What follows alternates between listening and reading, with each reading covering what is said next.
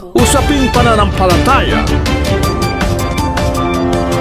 Ang pangangaral ng mga pastor sa Pilipinas. Ang tanong, katotohanan ba?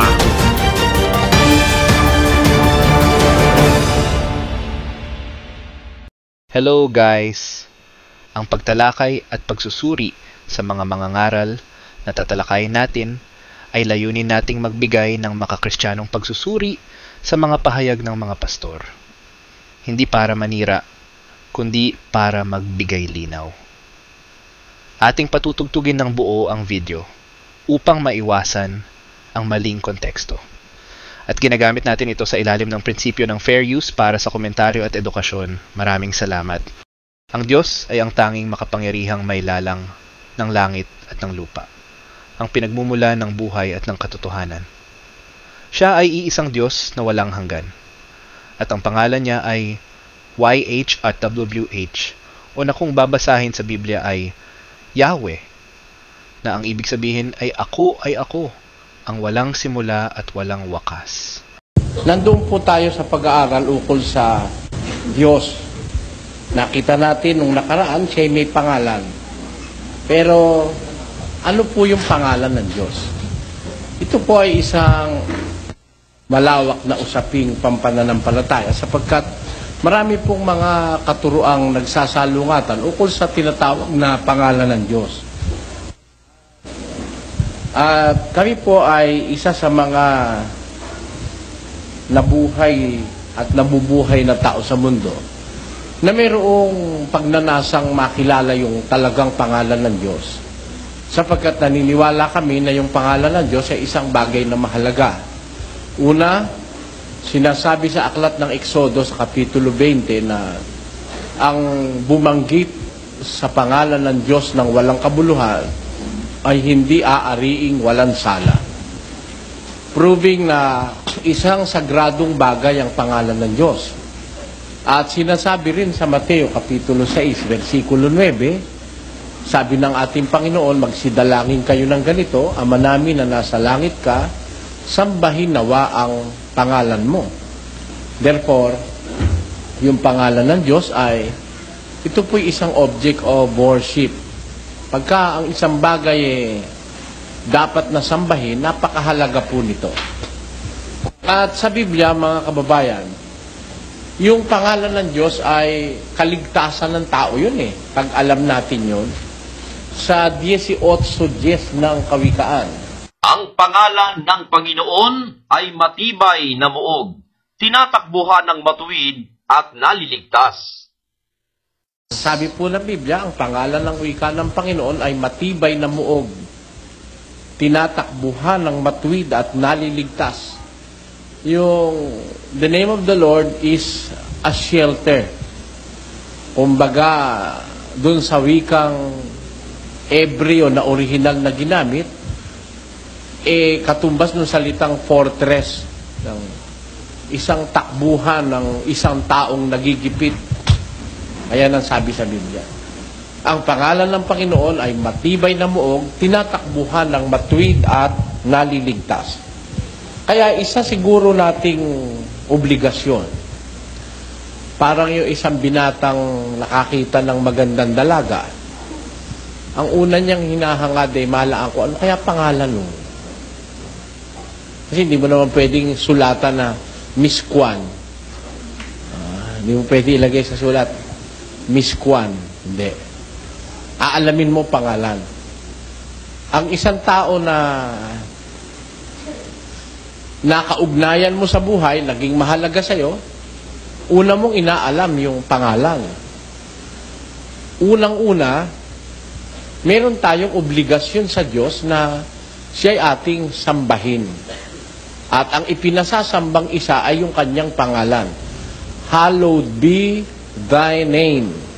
Sambahin ang pangalan mo. Paano natin sasambahin yung isang bagay na hindi natin natitiyak? Sa Katoliko, meron tayong iba't ibang konsepto ukol sa pangalan ng Diyos. At sa iba't ibang relihiyon, meron po silang iba't ibang pagkakilala ukol sa pangalan ng Diyos. At doon ho sa mga ibang Katoliko, sa ating panahon, ang pangalan ng Diyos, Yahweh El Shaddai. Doon sa iba naman, hindi naman na pinag-uusapan yung pangalan. Wala ikang kwenta yung pangalan. Paniwala ng iba, hindi raw mahalaga yung pangalan. Nagtataka naman ako doon sa nagsasabing hindi mahalaga yung pangalan, bakit kaya siya may pangalan, hindi pala mahalaga pangalan. Alam nyo, sa Biblia, isang napakahalagang doktrina ng Diyos yung pangalan. Nakita po natin may pangalan ng Diyos. Alam natin ano talaga pangalan niya. Gagawin kong saksi ang mga saksi ni Jehovah sa gabing ito. Gagamitin natin yung kanilang pagkasaksi, pagpaumanhinan na ninyo ako. Kailangan ko lang kayo ngayong gabi. Dahil, siguro, para magliwanag sa iba, ang isang bagay na hindi maliwanag. At umpisahan po natin, anong pangalan ng Diyos? Ang pangunahing pangalan ng Diyos na sinasabi ng mga tao, na kumbinsi ng mga Amerikano ni Charles Taze Russell. Ito pong si Charles Taze Russell, ito po ang nagtatag ng International Bible Students Association. Baka po hindi nyo alam, ay gusto kong ipaalam sa inyo sandali, ang saksi ni Jehovah, bago naging mga saksi ni Jehovah, nagtaglay po sila ng 6 na pangalan.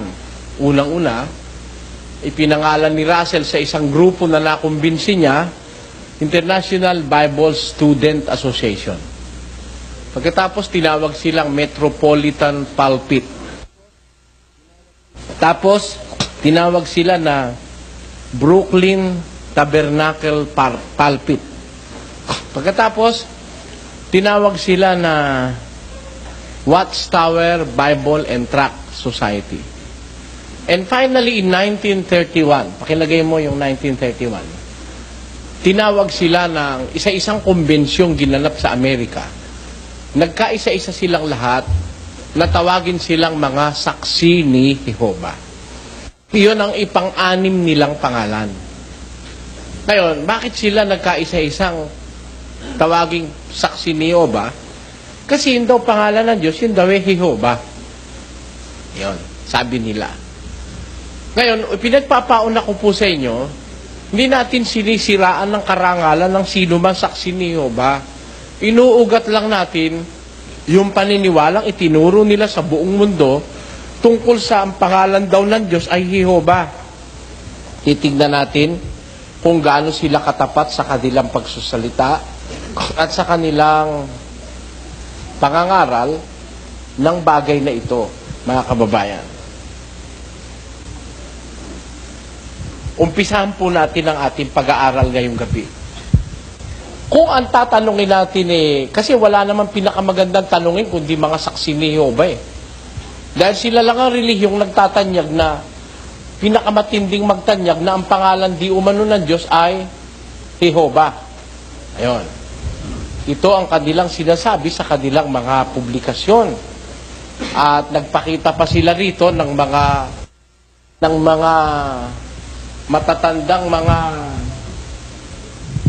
manuskrito at mga inskripsyon sa mga bato, sa mga simbahan, sa mga monumento na di umano ang pangalan ng Diyos ay lumilitaw na Jehovah or Jehovah sa Tagalog, Jehovah sa Kastila, Eoba sa Afrikano. Siguro ganun din siguro sa sa mga Kapampangan, Eoba, kasi wala hong H sa Kapampangan Ngayon, ito ang tinuturo nila sa buong mundo. Hindi ho ang scope ng kanilang pagtuturo ay Amerika lang. Dito nga sa Pilipinas, nag-umpisa tinuturo nila Jehovah. Aalamin natin, ayon sa kanila, ano ba talaga pangalan ng Diyos? Jehovah ba talaga? Siyempre, sa isang ordinaryong saksi ni Jehovah, ay Jehovah, nababasa ka sa Biblia. Ayan, sa Biblia ng Tagalog, nababasa Jehovah. Ang pangalan mo, ikaw lamang na ang pangalan Jehovah, kataas-taasan sa buong lupa. Ganun ang pastor Sino ikang kataas-taasan? Si Jehovah. Sabi ko, teka muna pare ko. Ang binasa mo, kataas-taasan sa buong lupa. Inalis mo yung lupa, ginawa mo kataas-taasan. Mandaraya ka ko niyan. Iba yung kataas-taasan sa langit at sa lupa kaysa kataas-taasan sa buong lupa. Oh. Natulala siya. Pero pinipilit nila na ang pangalan ng Diyos Jehovah. Umpisahan ho natin. Una nating gunin saksi ang mga saksi ni Jehovah. Mga saksi ni Jehovah. Saan galing yung salitang Jehovah? Ito ba ang talagang pangalan ng Diyos? Oh. Meron po ako ditong aklat na dala, aklat ng saksi ni Jehovah, na nabili ko ito. Sa page 191 of the book entitled Reasoning from the Scriptures, gusto ko pong basahin ang bagay na ito. Ito po. Sa paragraph 1, 2, 3, 4, 5, ganito ang sinasabi sa paragraph 5 ng page 192 of the book Reasoning from the Scriptures, published by the Watchtower Bible and Tract Society of New York. At ito po ay pinablish noong 1985. Copyright 1985 by the Watchtower Bible and Tract Society. English po ito. Kaya tiyagain na po natin na Tagalogin pa unti-unti. Hence, ito sabi,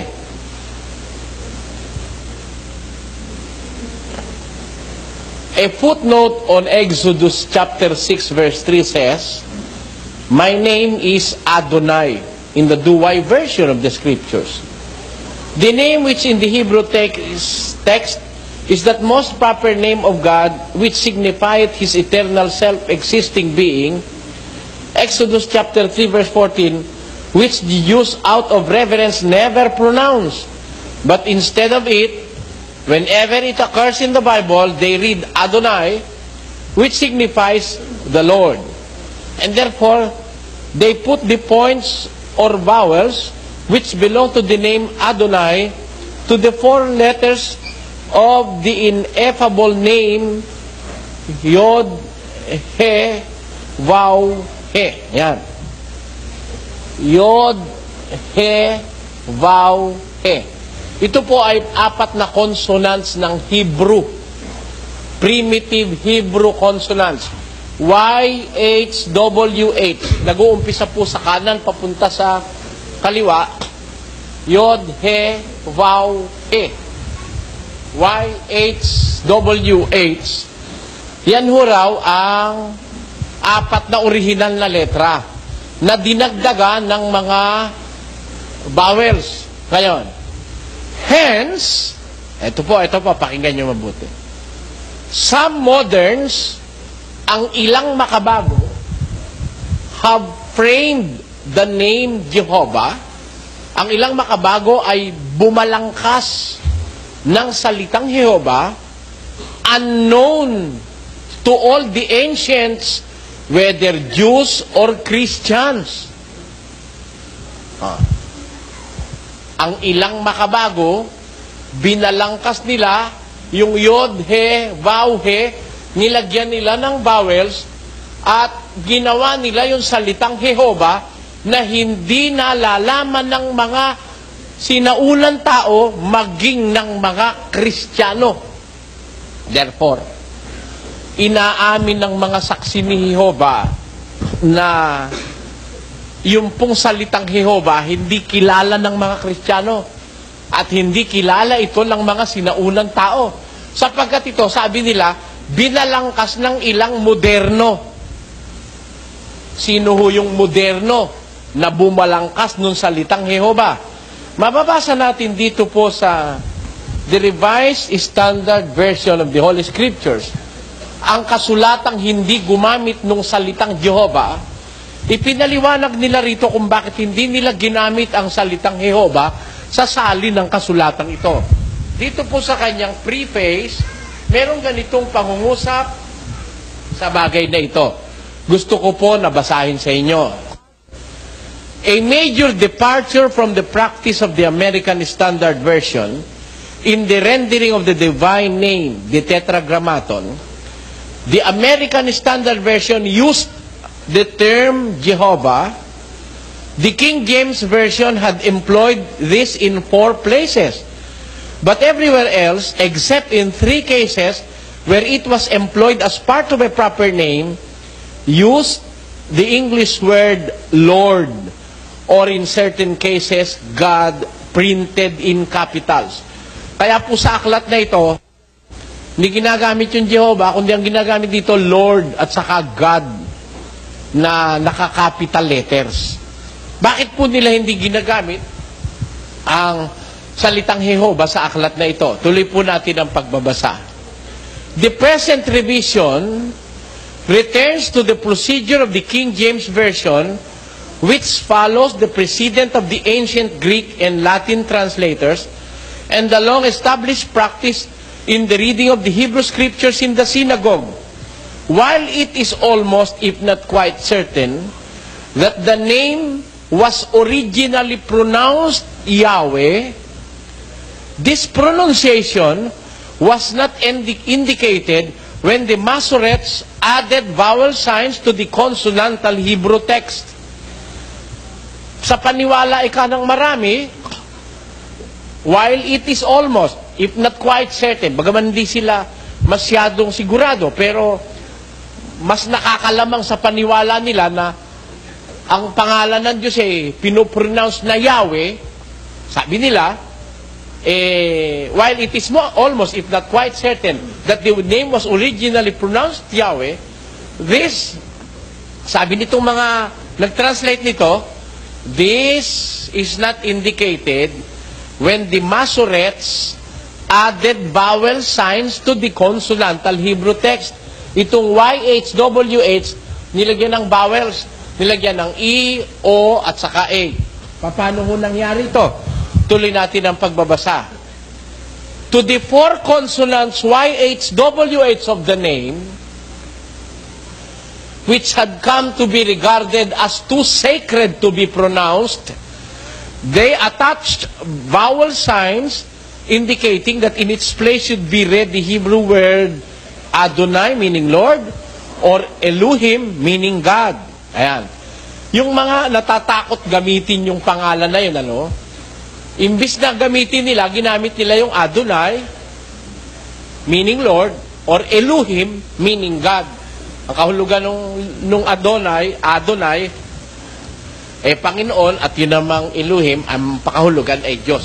Hindi nila ginagamit yung YHWH dahil it has come to be regarded, it has come too sacred to be pronounced. Ayan, sabi nila, masyadong banal na pangalan daw yung YHWH, ayaw nilang i-pronounce. Hindi nila basta pinopronounce yun dahil sagrado yun eh. Magkakasala ka nga pagka ginamit mo sa walang kabuluhan yun eh, no? Kaya ang ginagamit na lang nila sa mga Biblia, Adonai at saka Elohim. While it is almost, if not quite certain, that the name was originally pronounced Yahweh, this pronunciation was not indicated when the Masoretes added vowel signs to the consonantal Hebrew text.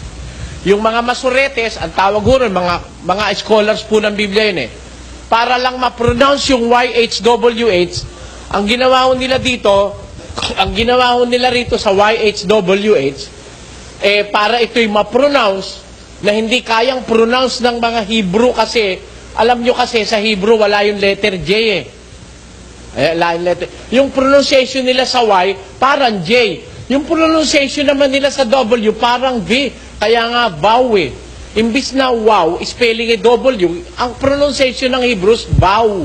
Hindi wow. Para bang yung Aleman, ano? May language barrier ho kasi. Sana maintindihan nyo ko. Yung mga Germans, ang pronunciation nila dito sa kanilang popular na kotse, ano? And ganyan man ang spelling, hindi nila ma-pronounce ng ganyan, ano? As it was spelled, dapat supposedly, ang pronunciation niyan, Volkswagen, di ba, no? As it is spelled. Pero ang pronunciation diyan ng mga mismong Aleman, Volkswagen. Volkswagen. Itong V nagiging F, at itong W nagiging V. Ganun ho ang mga Hebrews. Hindi nila mapupronounce ito ng as it is. Kaya ito W nagiging wow. Imbis na wow, wow. Kung pronounce nila. Kaya yung mga Masoretes, nung i-translate ang Biblia from Hebrew to English, ginawa nila, ginaya nila yung pronunciation ng mga Hebrew. Na imbis Y, ang dapat spelling, pinalitan nila ng J. Dapat yung maintindihan, wala hong letter J sa Hebrew. Tandaan nyo. Pero, kagaya sa Greek, wala rin hong letter J doon. Kaya lang, ang pronunciation ng sinundan ng mga Masoretes, kaya ginawa nila, imbis na YHWH, pinalitan nila ng JH, VH. Yan. Tapos, ang ginawa ng Masoretes, dinagdagan ng vowels. Ayan. Kaya lumitaw yung salitang Jehovah. Ngayon, talungin natin yung Masoretes. Talungin natin yung mga nag-translate ng Biblia, bakit naniniwala ba sila talagang Jehovah ang pangalan ng Diyos? Kagagawa nito ng mga Masoretes eh. Yung sinasabi sa libro ng Saksi ni Jehovah na ilang moderno. Some moderns changed the name. Eto, tinan niyo kung ano paniwala nila. The ancient Greek translators substituted the word Kyrios or Lord for the name. The Vulgate likewise used the Latin word Dominus. Tanyo, sa pagta-translate ng Biblia, nagkaiba-iba na ng paniniwala ng tao. Yung Vulgata Latina na ginagamit ng Iglesia Katolika, yung malaking Biblia dala natin kagabi, yun ho ay Vulgata Latina, ang ginagamit doon ay yung Dominus. At yun naman sa Greek translators, ang ginagamit nila yung Kyrios, K-Y-R-I-O-S, Kyrios, which means Lord. Ngayon, ano sabi ng paliwanag? Tuloy natin. The form Jehovah is of late medieval origin. Ang formang Jehovah ay kamakailan lang lumitaw. Ito'y of late medieval origin, nung kalahatian ng ating panahon. Ito nga po ay nung 14th century lang lumitaw. It is a combination of the consonants of the divine name and the vowels added to it by the Masoretes, but belonging to an entirely different word. The sound of Y is represented by J, and the sound of W is represented by V, as in Latin. For two reasons, the committee has returned to the more familiar usage of the King James Version. The word Jehovah does not accurately represent any form of the name ever used in the Hebrew. Ayon. Pinaliliwanag ng Bibliang ito na yung salitang Jehovah, hindi talaga yon ng Hebrew. It doesn't accurately represent the form in the Hebrew text. Kaya po na maniniwala tayo na mismong ang aklat na Biblia, yung mga nag-translate, nagsasabi, hindi talaga Jehovah ang pangalan ng Diyos eh. Yung YHWH, pinalitan lang, dinagdagan pa ng mga letters. Wala namang originally, wala namang vowel signs yan eh. Walang vowel sounds. Yung E, O, A, dagdag lang yun ng Masoretes. Kaya lumalabas, iba yan kaysa sa divine name. Yung talagang pangalan ng Diyos. Ngayon, ano ang pagkakilala ng Saksi ni Jehovah tungkol sa bagay na ito? Talungin natin uli ang libro nila. Kung meron po kayo nito, hayaang maging tapat ang Diyos. Ito. Sa pahina 22. Ang Yod, He, Vav, He, buhat sa unang aklat hanggang sa huli, ang pangalang ito, sumasagisag niya ang apat na katinig Ebreo na lumilitaw sa kasulatang Ebreo na may 6,823 ulit. 6,823 times na binabanggit yung apat na katinig Ebreo na Yod, He, Vav, He.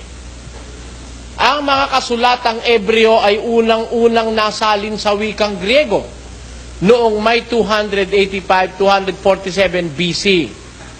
At ang pangalan ng Diyos ay sinasagisag ng apat na letrang Ebreong ito. Ayan. Inaamin nila, yung mga sinaunang kasulatan, sinasagisag yung pangalan ng Diyos dun sa apat na letrang Ebreo, Yod, He, Vav, He, o YHWH. Sa aklat po nila yan. Pero, nung isalin ng mga Masorets ang Biblia at lumitaw yung salitang Jehovah, ano ginawa ng saksi ni Jehovah? Basahin uli natin ang kanilang libro. Ito pong Greek Interlinear Translation of the Holy Scriptures sa kanyang pahina, ito, the divine name. While inclining to view the pronunciation Yahweh as the more correct way, we have retained the name Jehovah because of people's familiarity with it since the 14th century. Uulitin ko, nakakaintindi naman po kayo ng English eh. While inclining to view the pronunciation Yahweh as the more correct way, we have retained the form Jehovah because of people's familiarity with it since the 14th century. Kita nyo? Tagalogin natin. Bagaman naniniwala kami na mas tama ang Yahweh, amin ang pinanatili ang Jehovah kasi pamilyar na ito sa tao mula pa nung 14 na siglo. Yan ang sabi ng saksi ni Jehovah. Bagaman sila naniniwala, Yahweh raw ang mas tama, pinalang Jehovah ginamit, nakatigasan na yung Jehovah eh. Yun ang hirap pag nakatigasan na eh. Nakatigasan na si Kristo tao, kahit ano pa mangyaring milagro, tao pa rin si Kristo. Ganyan yan. Ganyan ang mga relihiyon. Ako lang siguro hindi kapareho nila eh. Ako, kahit paniniwala ko, pag mali, papalitan ko. Maipakita lang na tama yung kanya, papalitan ko yung... ano masamang magbago? Kung mali. Hindi naman masamang baguhin yung mali. 29-24 ni Isaias. Pakinggan nyo. Sila namang nangamamali sa diwa ay darating sa pagkaunawa, at silang mga mapag-upasala ay mga tututo ng aral. O, tanyo? Bueno, kung masama, di balitan. Ang masama ang saksi ni Jehovah, naintindihan na nilang mali pala yung Jehovah, doon na lang sila dahil nakatigasan na nila yun eh. Pamilyar na raw yun sa mga tao since the 14th century. Mali ang Jehovah nyo. Sabi ko, di tama yan. Hindi totoo yan. Nakasulat kasi dito sa isang libro, ito dalawang librong pareho. Yung isa bago, yung isa dati.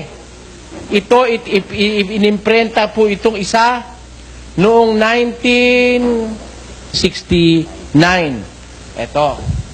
Produced by the New World Bible Translation Committee of the Watchtower Bible and Tract Society, 1969 CE, our common era. Ito naman, nirevise. Ito rin itong libro to, nirevise lang nila. 1969 itong una, ito namang isa, 1985. Kaya 85, may reaction na sila. Parang yung JIL, Jesus is Lord Fellowship. Sabi ni Eddie Villanueva, wala raw kwenta yung iglesia. Kamakailan, pinalitan yung JIL, Jesus is Lord Fellowship. Inalis na fellowship, pinalitan na ng Jesus is Lord Church. Wala raw kwenta iglesia. Ngayon, pinalitan nila yung fellowship ng iglesia. Church na rin sila ngayon eh. Nagtatuwa naman ako dahil nagbabago sila, no? Pero kahit nagbago, mali pa rin yung marami nilang ginagawa. Hindi naman dahil doon tama na sila. Ito saksi ni Jehovah, pakikita ko sa inyo, sabi nila rito, while inclining to view the pronunciation Yahweh as the more correct way, we have retained the form Jehovah because of people's familiarity with it since the 14th century. Dito naman sa binago nila, ang paniwala nyo pala ako, tama ang Yahweh. Ba't Jehovah ng Jehovah, sinasaksak ninyo? Mas tama pala Yahweh. Ba't hindi nyo nilalagay sa mga tao? Pangaral nyo rin na yung Yahweh. Ba't puro Jehovah sinasabi nyo? Sana palitan nyo na rin yung pangalan nyo, mga saksi ni Yahweh. Dahil mas tama pala yung Yahweh.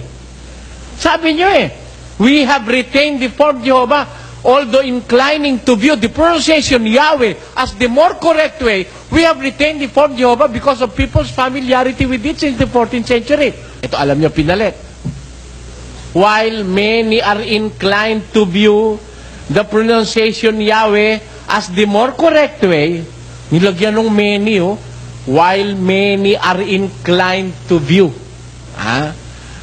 Pinalilitaw nila, hindi silang naniniwala na Yahweh mas tama. Marami raw na naniniwalang mas tama ang Yahweh. Hindi sila yon. Samantalang nung una, sila yung naniniwala na mas tama ang Yahweh. Miski sila ngayon, hindi na rin naniniwala sa Yahweh. Kaya wala nang pupuntahan ng saksi ni Jehovah. Hindi na tama Jehovah, hindi pa rin tama yung Yahweh. Ano pa ngayon ang gagawin nila? Wala. Wala lang tama. Nung una, inaamin nila rito, while inclining to view the pronunciation Yahweh, we have retained the form Jehovah. Sabi nila.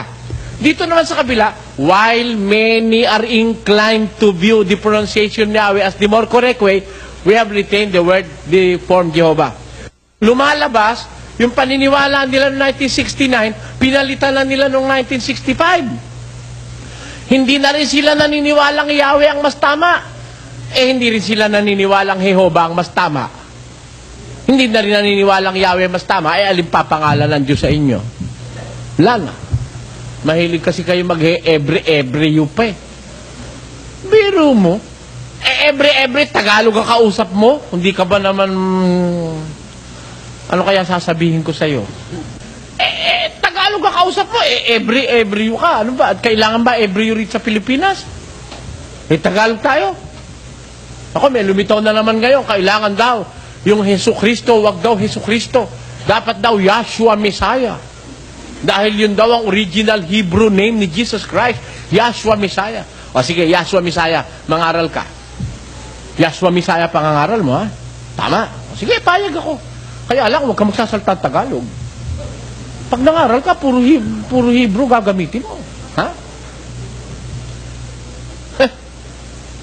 Ayaw mo pala ng translation tinranslate nga yung Yahshua Messiah, tinranslate nga na Jesus Christ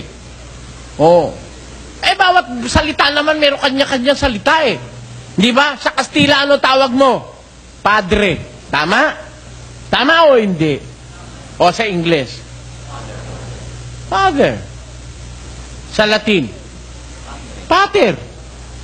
Sa English? Mother. Sa Latin? Mater. O, kita mo na? Tama, hindi? O, tama? O, sa Tagalog? Ama. Tama? Yung madre. Ano sa Tagalog? Ina. Di yun kalooban ng Diyos. Meron translation sa ating wika. Tapos papater-pater ka. Pater noster. Nuestra Padre. English ka, malinaw. In PE! Hindi mo ka namang English kung mali rin naman, mati-English ka pa. Ano ho ang sabi? The best. Ang sabi sa Apokalipsis, the best. Anong the best? Nakalagay hindi naman the best. The beast.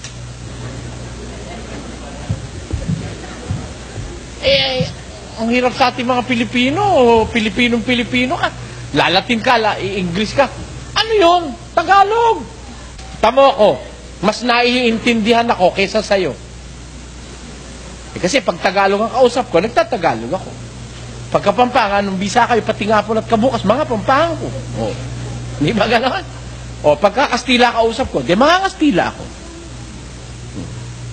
Pag English ang kausap ko, di mag-i-English ako. Kahit ba English karabo na malubalok to, maintindihan niya lang eh. Di ba?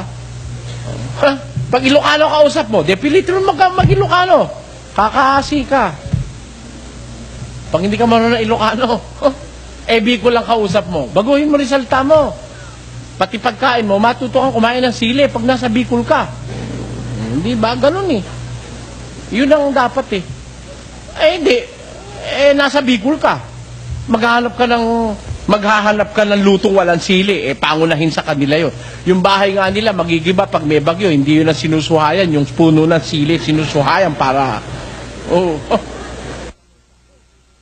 Hindi matuto kang mag-aral na kumain ng may sili. Alam nga naman sabihin mo, hoy, ayoko niyan. Pagluto niyo ko iba. When in Rome, do as the Romans do. Sabi. Diba? Si Pablo, mga apostol, mga unang Kristiyano, ganon. Pakinggan nyo. Sa mga Hudyo. At sa mga Hudyo, ako'y nag-aring tulad sa Hudyo, upang mahikayat ko ang mga Hudyo. O ano salita niya pagkakausap niya Hudyo? Sa mga Hudyo ka, nag-ari akong tulad sa Hudyo. Paano siya makipag-usap sa Hudyo? Gine-Grego niya ba? Basa. Paano siya makipag-usap sa Hudyo? Basa. Gayon din naman kayo, kung hindi ipinangungusap ninyo ng dila ang mga salitang madaling maunawaan, paanong matatalos ang inyong sinasalita? Sapagkat sa hangin kayo magsisipagsalita. Kung kayo nagsasalita sa isang salitang hindi matalos, hindi maunawaan, paano kayo sa hangin nagsasalita?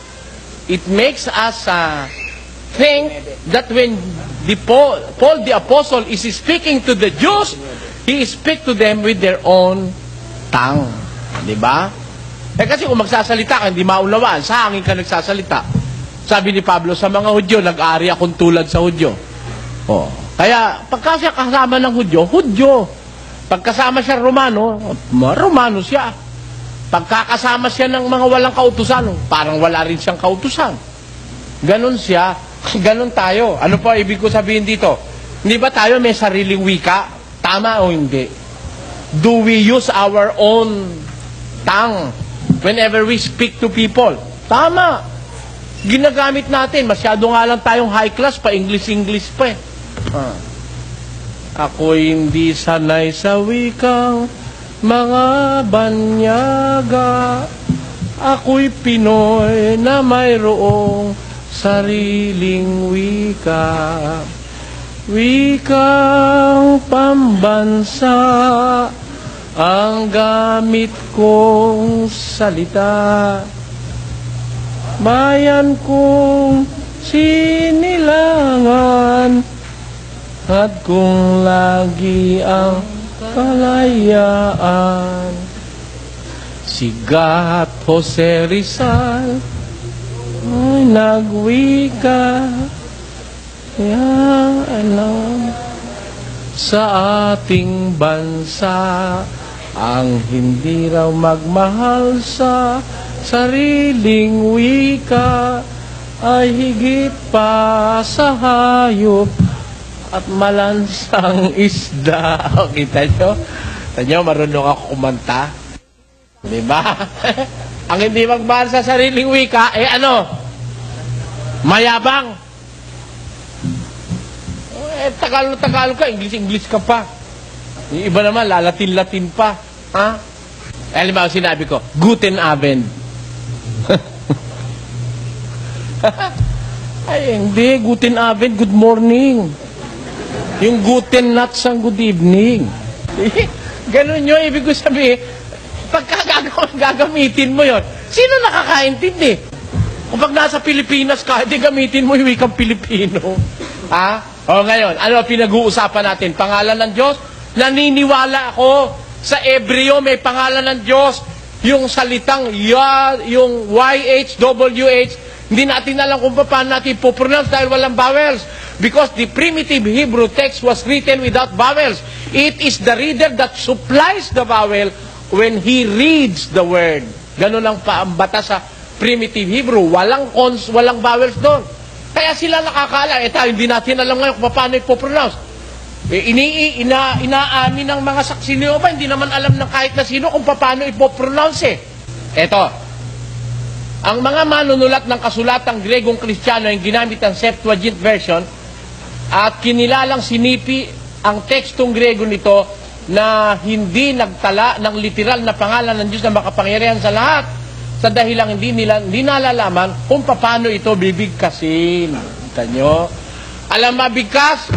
Hindi alam Kaya nga hindi natin mabibigkas yung yod, he, vav, he.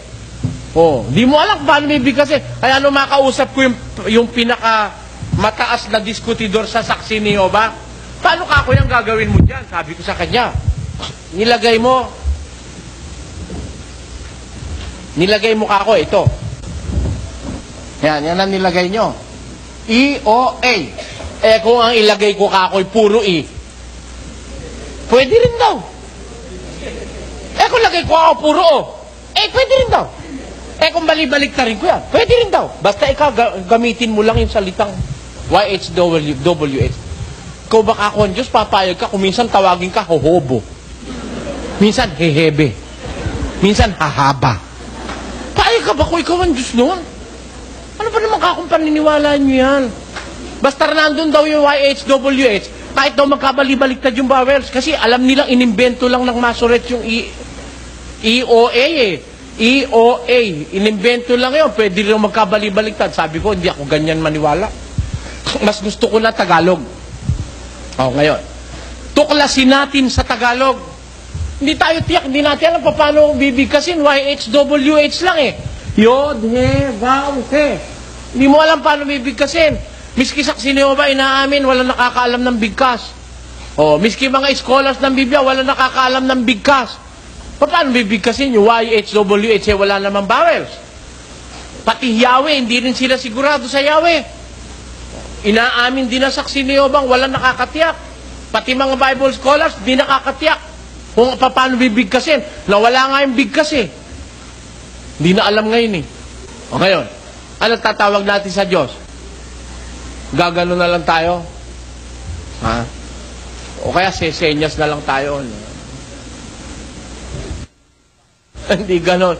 Binigyan nga tayo sarili wika Alamin natin sa ating wika, ano pangalan ng Diyos? Ano pangalan? Tingnan natin sa Biblia. Basahin natin. Kung may katumbas sa Tagalog, yun ang gagamitin natin. Payag kayo? Basahin natin sa English.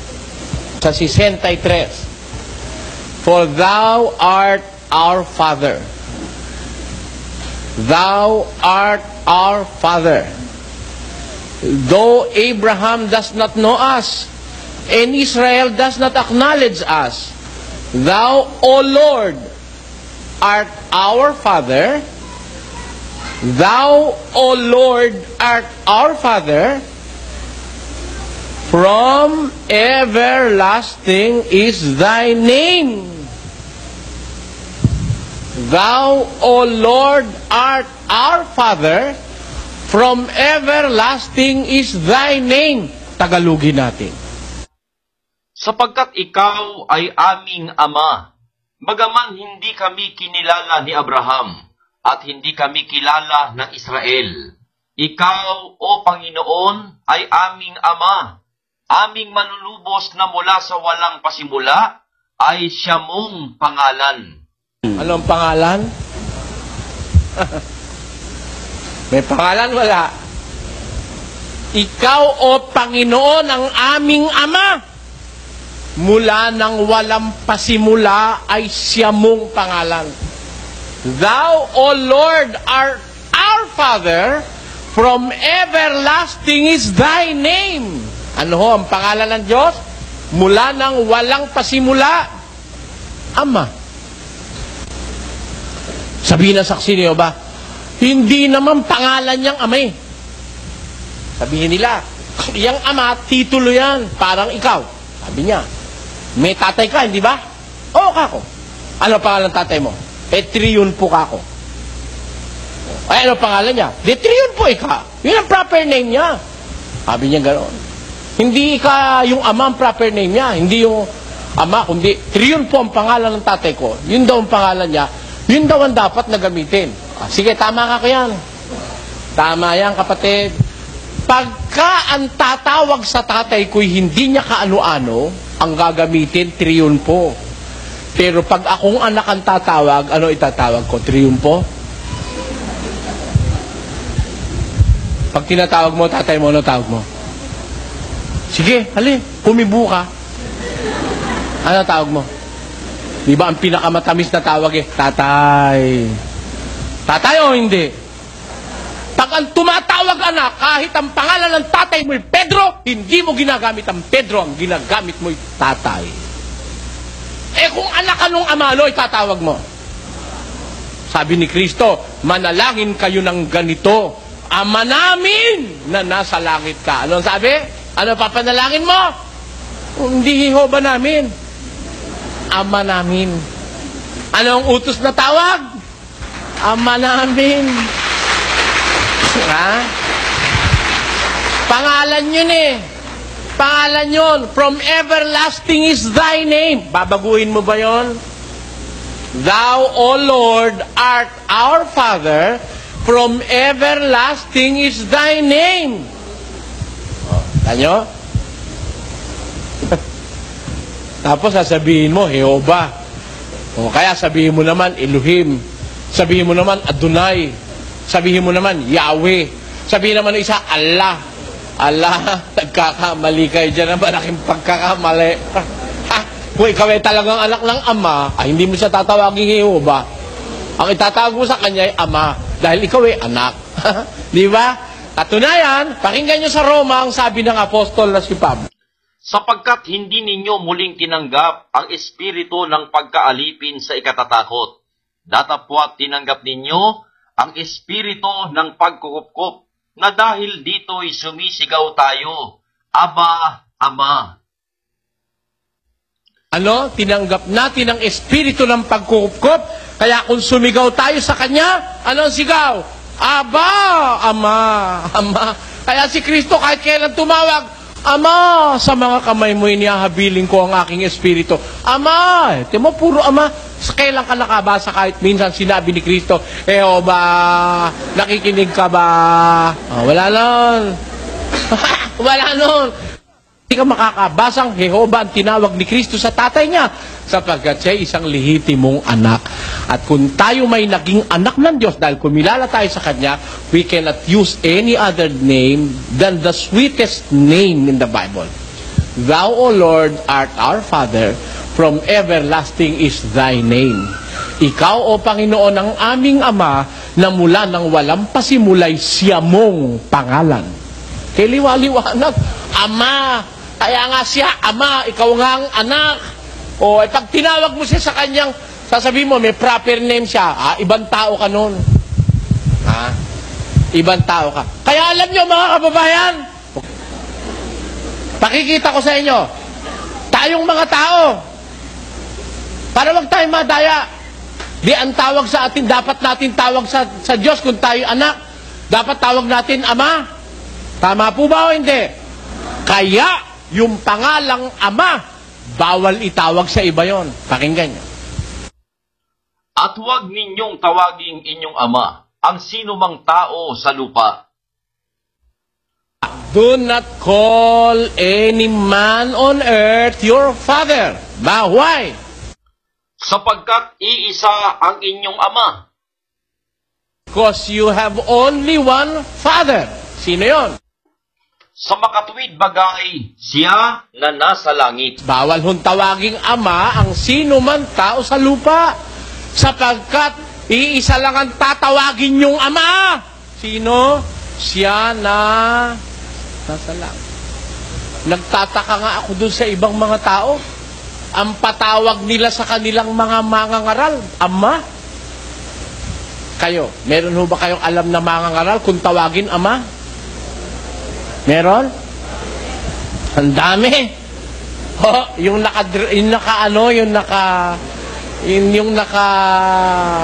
nakabistida. Di ba? Ano tawag nyo doon? Kayo na nga ang saksi. Good morning, Father. bawal tawaging ama ang sino man tao sa lupa. Pagdating sa pananampalataya, pananampalataya kasi tinuturo ni Kristo, kaya pampananampalatayang termino, bawal mong tawaging ama ang sino man tao sa lupa pagdating sa pananampalataya. Tatay mo pwede sa bahay, tatay, yung sa inyong tahanan. Pero pagdating sa pananampalataya, bawal tumawag ng ama sa kanino man tao sa lupa. Ito masama eh. Di ba yan, ama? Payag ho kayong ama ito? Father. Ama o hindi? Naku, dinugtungan. Alam niyo, dinugtong? Dinugtungan ang article, adverb, and adjective. Ang idinugtong, the article the, which means a definite article. When you use a definite article, there is a definite person you are referring to. And you cannot ascribe this to any other person anymore because you are only defining that certain person by using the definite article the. Tapos, most is an adjective or an adverb in its superlative degree. The most holy is an adjective defining the word Father. Kaya, the most holy Father. Sino yon? Kanino nila ginagamit yan? Ano ba kahulugan ng salitang Papa? Sa Latin, yung Papa ay Ama. Papam, ibig sabihin, Ama namin. Papam. Sa Kastila, Nuestro Padre. Sa Latin, Papam. P-A-P-A-M. Papam. May hawig yung Latin at saka Kastila eh. Kwarta. Kwarta ko. Hindi sasabihin ng Ilocano, kwarta ko. Hindi niya sasabihin kwarta ko. Kwartak. Kwarta mo, kwartam. Ganon sa Ilocano. May hawig sa Latin. Kaya papa mo, hindi mo sasabihin papa mo, kundi papam.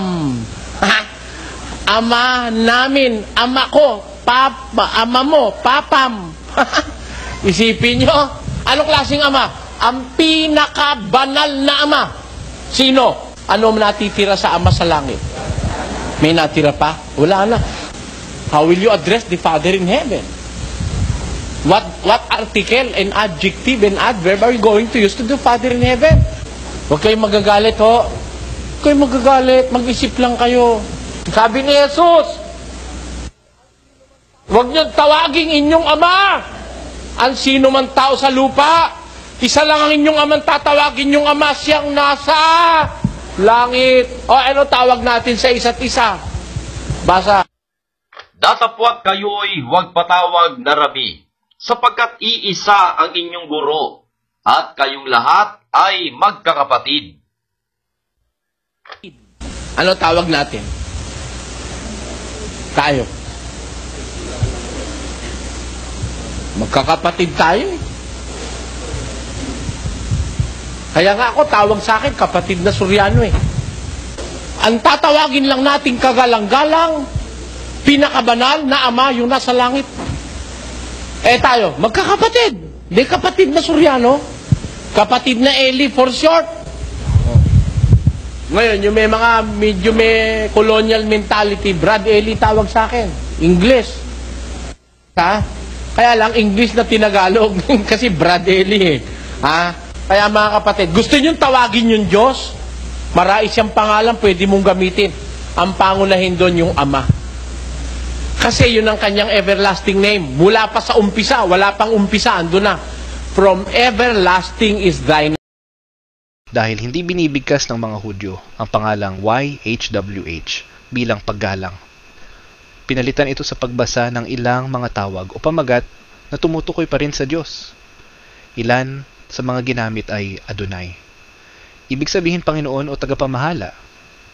Elohim, nangangahulugang Diyos o makapangyarihan. El Shaddai, Diyos na makapangyarihan sa lahat. El Elyon, kataas-taasang Diyos. Yahweh, isang mas huling pagbasa ng YHWH na ginamit sa ilang salin ng Biblia. Ang mga pangalang ito ay nagpapakita ng iba't ibang katangian ng iisang Diyos na buhay at banal. Maraming salamat sa panunood. Please subscribe, like, and share. Mag-comment naman kung ano ang masasabi ninyo sa aking content.